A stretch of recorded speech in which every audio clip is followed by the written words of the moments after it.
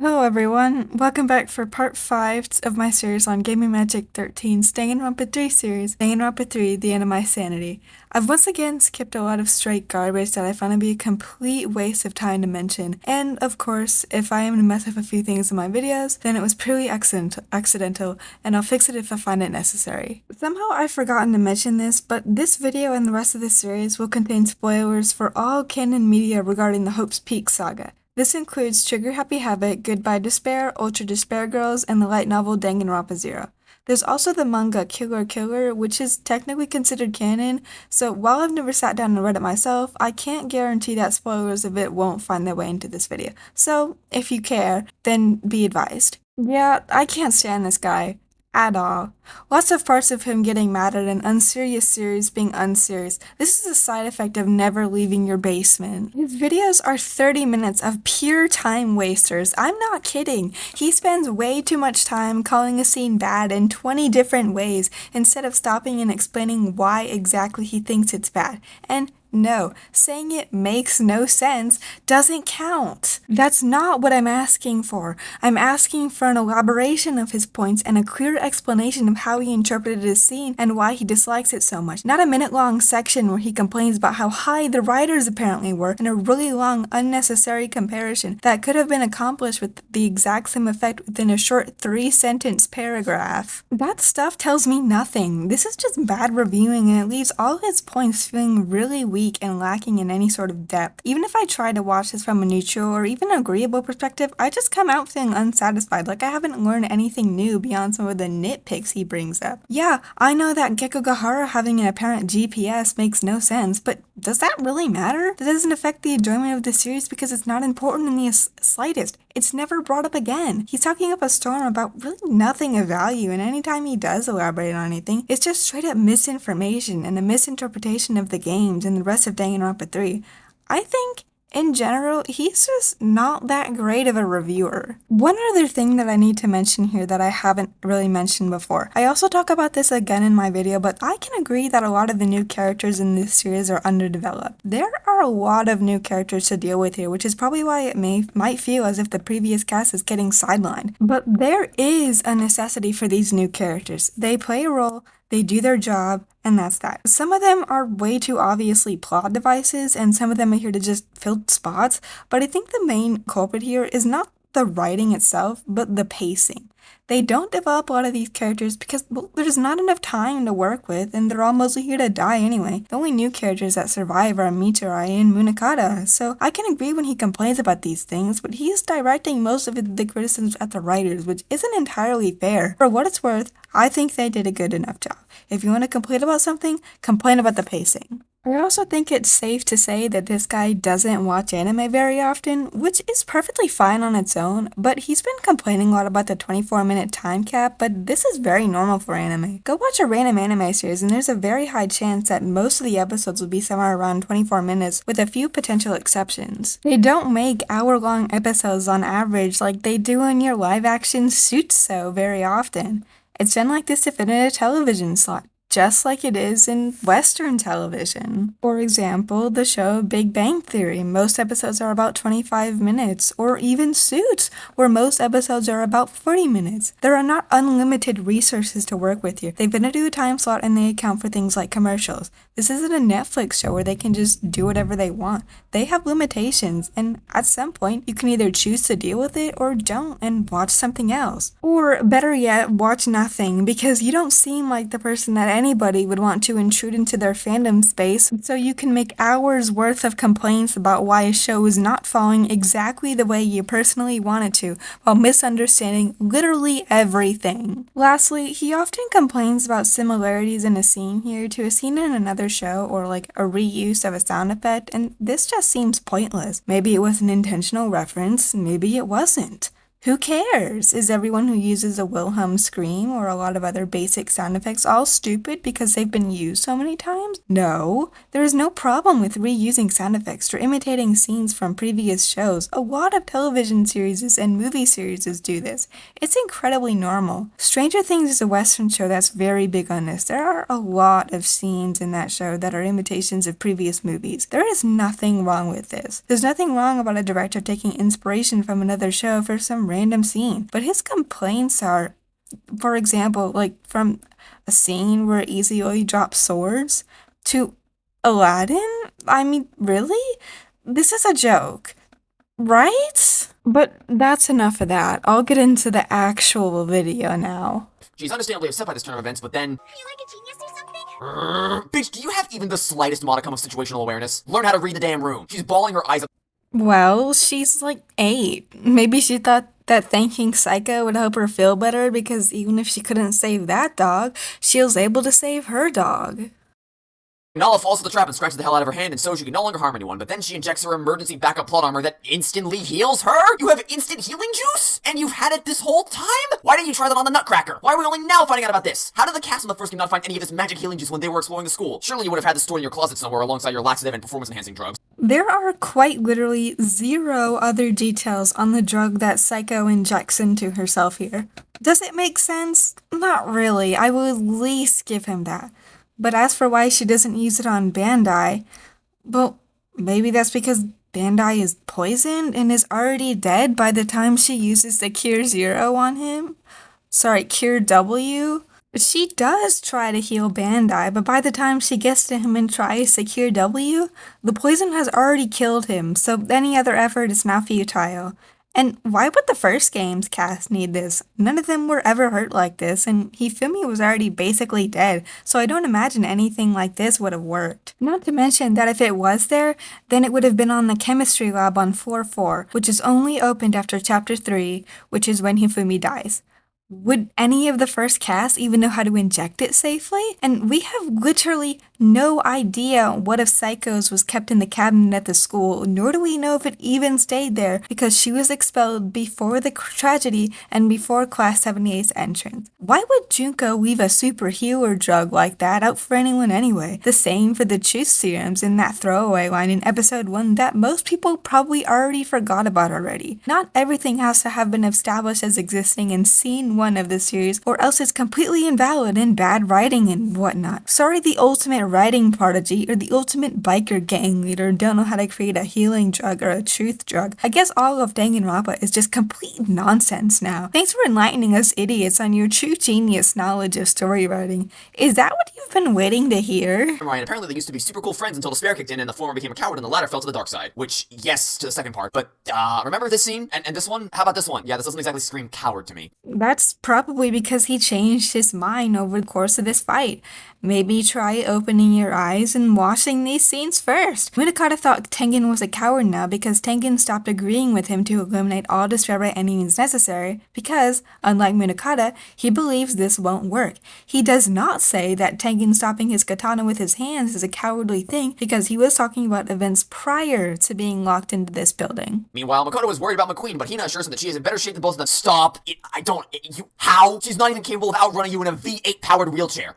Why are you making up traits of things in this universe to try and relate it to real life? This isn't real life, this is fiction. Nowhere ever does it say that the wheelchair is V8 powered, and we don't even know if she was moving at max speed in that scene.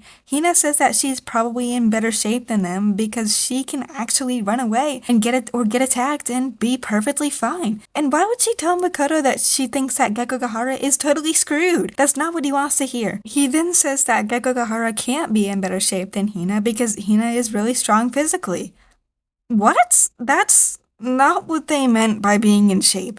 We aren't talking about physical attributes here. We are talking about how well they will be able to hold up in the situation they're in. Hina is unable to be kicked or punched. Having to fight that super high school level boxer constantly with an NG code like that is not going to go well since at this point they don't know Sakakura's NG code. To run away, but in response she says, "You should know what kind of girl I am by now."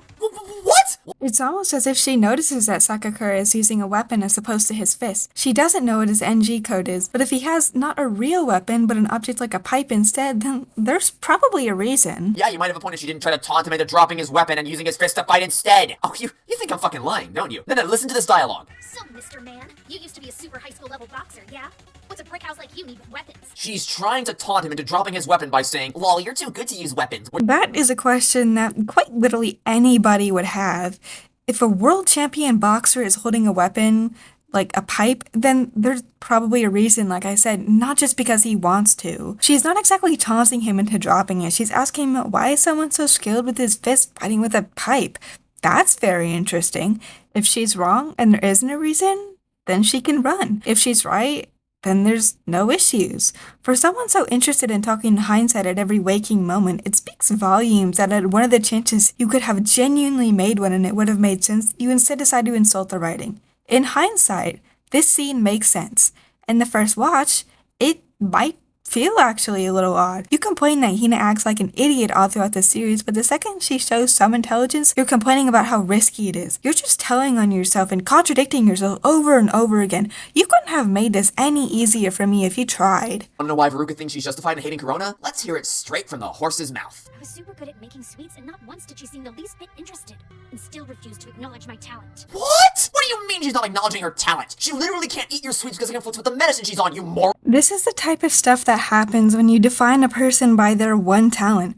Ruruka's confidence is directly tied to her ultimate ability. She says herself that she's basically unable to do anything else, so seeing someone who's supposed to be your best friend seemingly not care in the slightest about the one and only thing that you can do well is probably heartbreaking. She wants her talent to be acknowledged, and Psycho, her best friend, literally cannot do that. Ruruka is absolutely in the wrong here, and there's nothing in the narrative that makes you think otherwise, but that's the point. It's unreasonable on purpose, but it makes sense. These are supposed to be humans behaving like humans. How the hell is your knee-jerk reaction to the lights coming on, realizing that she can't let anyone step on her shadow? How in the world have you arrived at this insane conclusion? Ruruka says in a later season that she figured it out not just because she turned the lights on, but because of the way that Psycho avoided Easy-Oi.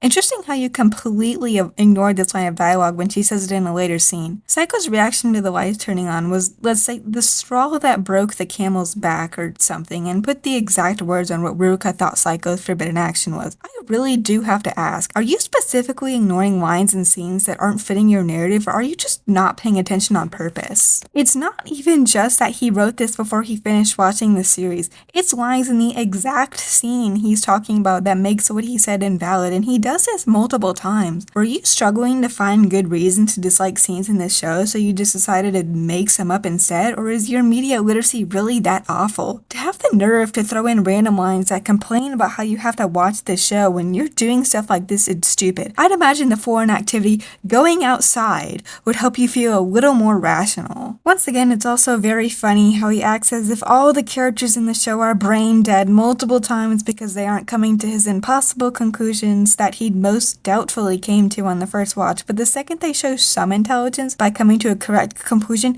he complains about how much of a leap it is. You think that everyone here is an idiot for not being able to deduce how these people are actually dying, even after they've already been told that there's a real attacker, but it's unreasonable when Asahina might notice something off about the super high school level boxer carrying an improvised weapon instead of an ideal one and not using his fists? Come on! Like I said, you're just telling on yourself over and over again here, and it's honestly quite embarrassing for you. So then Steel Samurai accuses old guy of being the attacker. No, I'm not kidding. That fucking happens in this dumbass show. He drops Makoto like a hot potato and moves on to a brand new target because fuck you, that's why. Are you even watching this show? Munakata or Tengen are the most likely people to be the traitor because they were the most involved with the building in the first place. You literally said in an episode that they should have started with Tengen because of this, and now you're mad that Munakata is doing exactly that? He suspected Makoto because Makoto already betrayed the Future Foundation once, and Munakata wants him dead regardless, so it was the easiest thing to do at the time. He changes his mind because of what Tengen says about not letting the Kamakura project go to waste and how it was supposed to spread hope, but that literally didn't work in the slightest. Basically, there's a genuine reason behind Tengen being responsible here and here alone, unlike Makoto, which is why he switches up so fast. Knocked over at the exact same time boyfriend happened to be walking by because the show was about to run out of plot. None of the other bookcases toppled. None of the books fell off the shelf. Nothing else in this room was knocked over. Just this one fucking bookcase at this exact moment. Kill me. Why couldn't This was probably supposed to happen, otherwise the drawer wouldn't have been implemented in the first place. Bookshelf that falls is also much further out than the rest, so it would be more likely to topple over. The others were probably just more stable against the wall, so they didn't move. Is this really necessary? have made one of the largest leaps of logic we have ever seen in this godforsaken franchise, which is really saying something. Oh, So, I'll be honest, I'm not entirely sure if the clips from the games are supposed to be evidence of what he's saying or if he's just putting whatever up onto the screen, because almost none of what he has put up so far throughout this series has backed up his points in the slightest. However, because I actually enjoy this series and I like talking about it, I'm going to talk about the Celeste Chapter 3 thing and that he shows and explain why that is in fact not a giant leap of logic. You just weren't paying attention. I am not watching his Trigger Happy Havoc playthrough for this because I do not care. If I was interested in opening that can of worms, I would be here forever. Anyway, Byakuya says right after Makoto accuses Celeste of working with Hifumi that both she and Hifumi were the only two people who ever saw Robo Justice. Celeste also acts entirely out of character for most of Chapter 3 and is kind of trying to guide the cast through most of the trial and being very persistent that Yasuhiro is the killer, which is not something that she did throughout either of the two trials before it. It is not a leap, you just weren't paying attention because instead of thinking things through, you probably just chalk everything up to bad writing and then move on. Literally die if she ate that thing. Okay, I won't kill you. As long as you kill yourself, this plan will solve everything. Go back to Candyland, you shortcake fuck. Then she immediately abandons his ultimatum and establishes a new one. To survive, Nala must kill the Steel Samurai? What? Since when do you have a hate boner for him? You assholes noodle around all over the place with what you actually— I've already talked about why Ruruka really wants Psycho to eat her sweets. Her confidence is directly tied to her ability to make said sweets, and she really wants to be acknowledged for it. She tells you directly why she wants Munakata dead because he's running the Future Foundation into the ground. It's not mentioned before because, well, we haven't seen Ruruka enough for her to mention it. Alice is not, because apparently the Steel Samurai took her under his wing and nurtured her.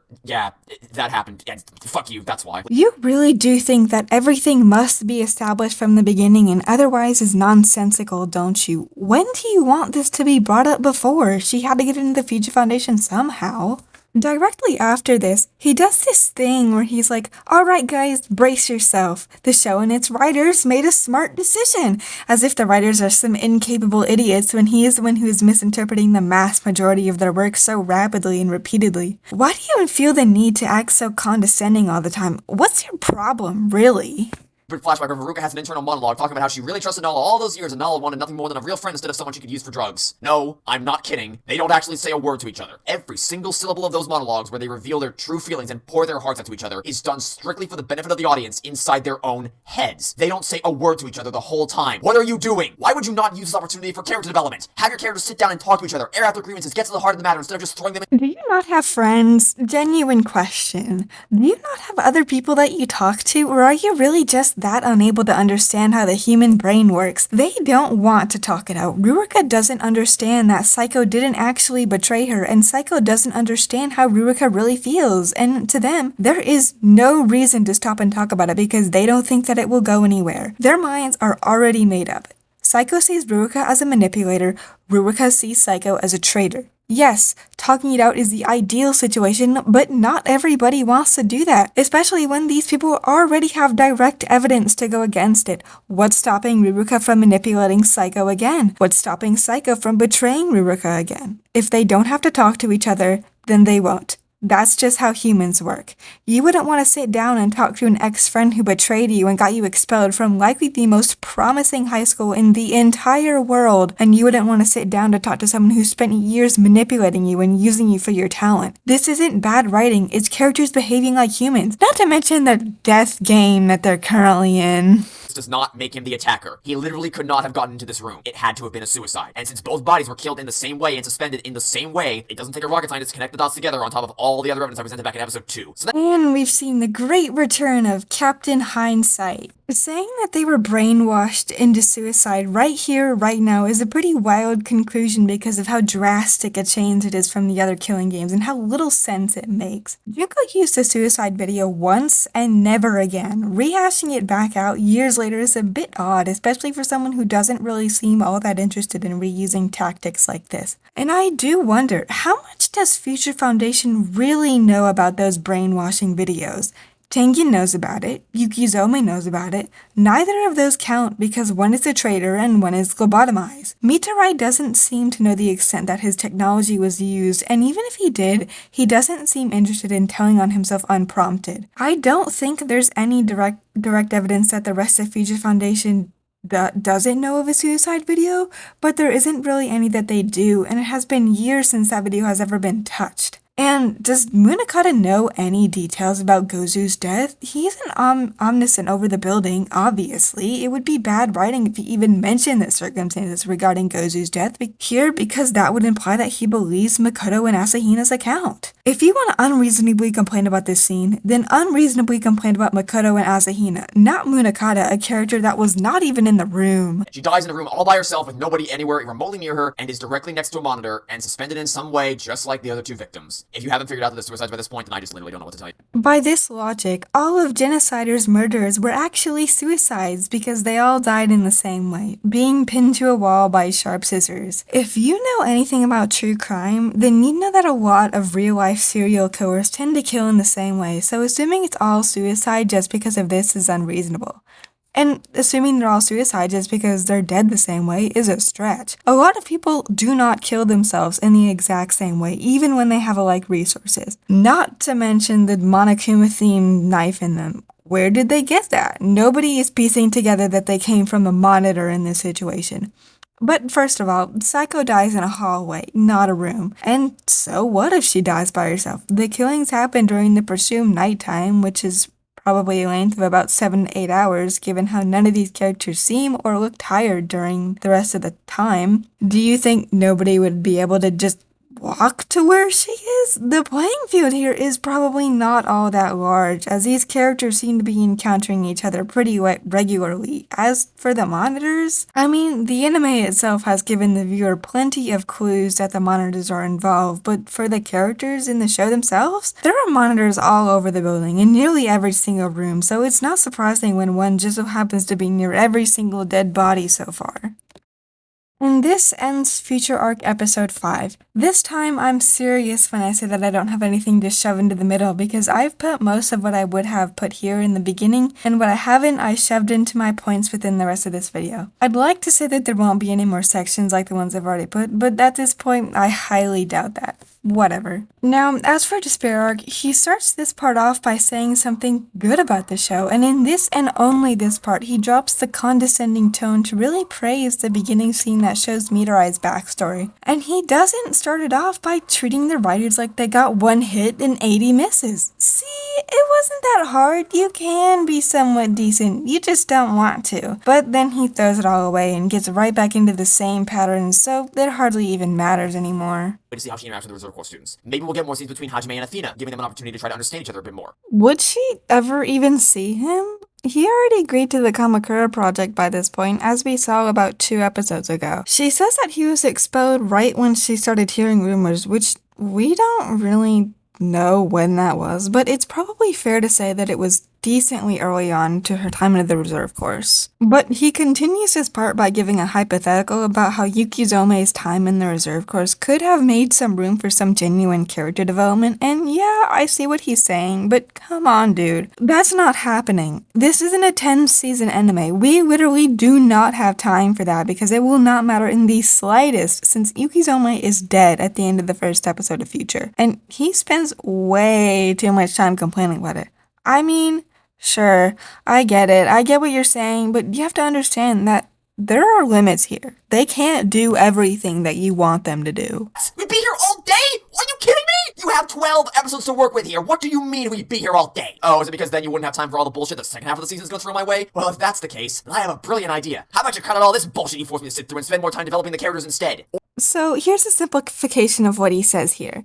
Instead of developing other characters, let's develop this specific character instead. Let's put this part in that I want to see in here and get rid of the main part of the story because I don't like it. I think most people can probably agree that the way they handled Yukizome's banishment to the reserve course was not all that great, and the way they skipped over it entirely is annoying. But, as you said, this is only a 12-episode anime, and as I said, they can only do so much with their character development, which leads to a lot of the Danganronpa 3 new cast feeling pretty underdeveloped. My point here is that, again, as I went over in the beginning of this video, they don't have unlimited time and resources to work with here, so they cut off everything that wasn't all that necessary to the main plot, and this includes Yukizome's time in the reserve course. It's also probably the reason that Twilight Syndrome goes the way it does. The pacing in these animes is pretty weak. I can agree with you on that, but for what they had to work with and the stuff that they had to cover, I don't think it's all that awful. I'm not trying to excuse the way that they handle this. It's objectively not all that great, even accounting for the fact that she says herself that her time in the reserve course was uneventful. I'm giving you an explanation for why things here go the way they do. It's the exact same reason for Danganronpa the animation. The pacing of this series and the time that they were allowed led them to have to crunch in events that should have lasted much longer into a much shorter time slot.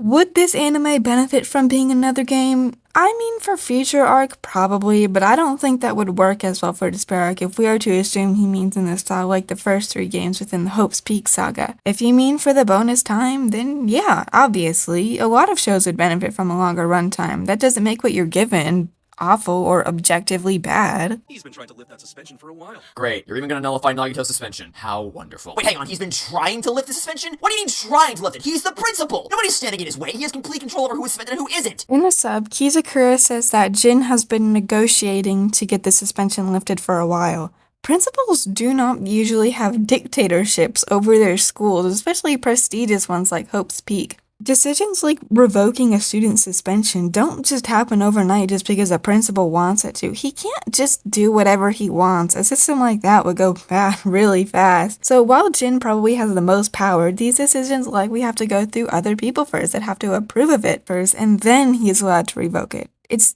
really not that hard. This is very typical of the average business around the world. Fucking hell, dude. Next Ray jerked himself off over how awesome the upcoming students are, and oh wow, look who it is. Just gotta beat you over the head with that nostalgia. Like our show, damn it! What are you even mad about here? What about nostalgia? This school year is ending, so they're showing the profiles of the new students given by the talent scout. Here, I'll do your job for you and say that a more reasonable please watch complaint would be Nagito being involved and Chiaki existing, not showing the profiles of Class 78 that's about to be enrolled in a few days. Like our show, because we showed you a 1-second scene of the new class that you know is already coming based on the timeline of the series. Come on, I'd say you can do better than this, but given what I've already seen, I'm not so sure that would even be true. And apparently he had this conversation outside of his office to allow Chiaki to overhear him. Woohoo. Also, who was teaching you during the 6 months she was gone? Apparently Chiaki was the glue that held the class together, which, I mean, I can understand it from a morale perspective because it's biologically impossible to be in the same room as this person and not immediately feel an overwhelming sense of hope that there are still intelligent and compassionate people in the world. First of all, Kizakura was their teacher before Yukizome. This was mentioned in episode 1 and right at this exact scene. Kizakura was there while Yukizome was in the reserve course. And second of all, the way he complains about Danganronpa 3 characters being underdeveloped while being a huge Chiaki fan is honestly really funny to me. Now, I don't hate Chiaki in the slightest, and I've already said this technically through text in my previous video, but Chiaki in the game is a pretty one-note character because she's an AI. Game Chiaki is basically just waifu bait. Anime Chiaki is kind of a Mary Sue character, but without the self-insert and unrealness of the trope. She has flaws, but they're completely resolved in no time at all. I don't care if he likes Chiaki. I like Chiaki too. What I care about is the blatant hypocrisy in the way he treats these new characters. I'm not asking you to like them, I'm asking you to treat them the way that you're treating Chiaki or vice versa. Yukizome doesn't have all that much depth to her, but neither does Chiaki. It comes off as awfully unreasonable and purposefully biased, and I know that this is a personal review, but he's citing all of this to bad writing, not just I don't like this character because I don't like them. That I wouldn't have a problem with. Calling this stuff bad writing at one point and ignoring it at another is just another example of bad reviewing. And Among Us, who impersonates him and takes care of his life outside the house by attending classes and making friends. No, you did not mishear me. Let me say that again. Among Us is not trying to impersonate Bakuya Togami. He is trying to impersonate John Lasseter. Can you think of any glaring contradiction? Can you wait? They address this in like 10 minutes. I'm wondering if I should start putting up a counter of how many times his criticisms fall over on themselves within the same episode or even within the same scene. Well, anyway, he actually completely ignores that line when they do address it, so I guess I have to talk about it here. The imposter is not impersonating Byakuya here because, as he said, the identity of Byakuya has a time limit for him to use. Byakuya is the heir to an insanely powerful conglomerate, and he was never announced to be part of the Class 77 roster like he was on the Class 78 roster. I'd be surprised if Byakuya's birthday wasn't public information either, which would make him too young to be enrolled in Class 77. So, by all accounts, he should not be there. Him somehow being there would have the potential to raise a lot of red flags, and the imposter would be exposed very quickly. That's why the imposter has to change his identity after getting into Hope's Peak. He just didn't do it instantly, because at the time, there might not have been a better option for him. The reason that Data in the Neo World program has him as Byakuya Togami is because that's what he was when entering the school. This isn't a retcon, it's specifically explained to you. It's the same reason that Hyoko was shown pre-Grosper while in the Neo World program. The data was taken before then. And it's just... People flake out and let you down. The carbs are always there. What the fuck? Did anybody reread that line before they submitted it? Did the voice actor not read that and go, wait a minute? Did none of you fuckers see a problem with this? You can't rely on other people, but you can always rely on food as a crutch. What a phenomenal lesson to teach your viewers that definitely won't lead to any negative health effects, you oversized coffee grinder. Oversized coffee grinder? Okay. Firstly, he doesn't say this exact line in the original. Secondly, your reasoning for why this line is bad is because people might follow it and it would lead to something bad? What? If you're looking to Danganronpa for advice, you're already doing something wrong. You have a problem with the imposter saying that eating carbs is bad, but nothing with the large amounts of messy stuff like the literal murder plots that the characters say and do in the games. You aren't supposed to use this or most of what this series shows as guidance. Obviously, this line of dialogue is just giving you information on the imposter. The imposter is a person who lacks an identity of their own, and if I can recall correctly, the implication regarding their relationship with food is that fats and sugars and such are the only things that they can rely on for a sense of consistency. You aren't supposed to follow this. This isn't a kid's show where they're trying to teach you lessons and morals. This is a way for them to give more to a character that didn't have much to them beyond free time events and such. They're writing a character like they usually do. Is showing Mitarai slowly killing himself supposed to be a tutorial for the watchers? No, it's just basic characterization. And wait a minute, why does this kid get a face? Every non-plot relevant background extra This is a cameo of the super high school level spy, Yuto Kamishiro, a character from the light novel Danganronpa 0. It's a little Easter egg for the people who read it. You don't have to know this, but it's there for the people that do. I will talk about this more in just a second. This scene where Junko is mercilessly trying to stab her sister in the face, and I don't, what the fuck is going on? What is this shit? She's casually trying to murder her sister and she's just totally fine with it? And they're just having a serious conversation in the background while this is happening. Like, completely 100% serious dialogue that they want you to pay attention to all while this insanity is unfolding. But then, fucking then, Junko throws a grenade inside their car, Mukuro kicks it up with her foot, catches it in her wine glass, they're in high school by the way, like a fucking ball in a cup, and then dumps it out onto the highway, which then causes a massive explosion! No, I'm not kidding, Alright, here we go. I skipped the earlier scene regarding the blowing up of the cab because I think I've already covered what's necessary here. So, someone left a comment about this part telling him that Junko did it for fun, this is part of her character, and he basically calls that person a delusional idiot because he has to make sure that everybody else is fully aware that he is better than them. Well, I think it's hilariously embarrassing that you fail to grasp that Makoto is a traitor who literally committed treason despite the game literally spelling it out for you and his actions regarding the Neo World program fitting the definition perfectly along with almost everything else that I've already pointed out during my own series this colossally. You saying that other people didn't pay attention to the games? Oh my gosh, is this guy a Harvard social experiment? How are people like this real? And why do you think that it's this necessary to disrespect other people because they dare try to give an explanation for this scene? Even if the explanation given was stupid, please remember that we are talking about a Danganronpa anime. Anyway, saying that Junko does awful stuff for fun is not incorrect, but rather just an oversimplification of her character. Explanations behind Junko's character are not really in the games that you played with your eyes closed, they're in the Danganronpa 0 light novel, which Kodaka advised to be read before playing the second game. I can understand why people wouldn't read this because it was never officially localized into English, but it's still readily available online via fan translations and the information from it is all over the place. If you don't want to read it, then don't. But don't come here with a limited knowledge of parts of a series and complain that you don't understand those parts. I don't want to turn this into a Junko character analysis or explanation, but I think it's necessary and most likely will be necessary again later for me to at least gloss over her a bit here. Junko does all of what she does because of her analytical prowess. She can analyze and predict almost everything that happens, and therefore, to her,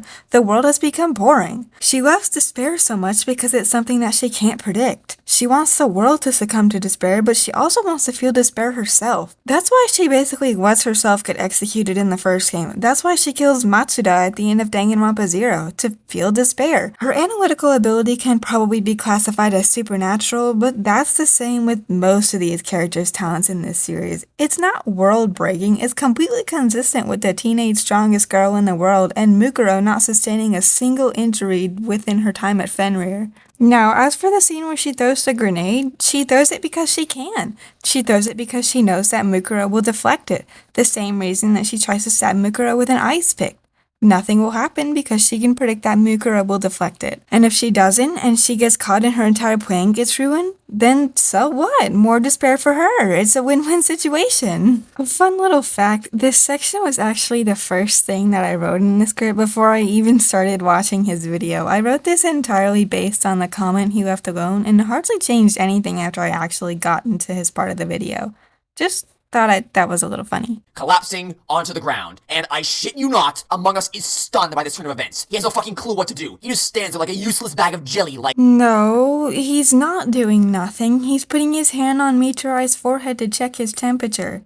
Yes, the imposter probably knew it was risky to leave him alone after that the way he does, but he had to do something, and he did it as fast as he could. Calling the paramedics would have been the ideal situation and what he most certainly should have done, but he doesn't do that most likely because that will jeopardize his disguise. He instead grabs the closest person who would be able to take care of Michiru, whom he knew he would be able to trust, and that happens to be Mikan.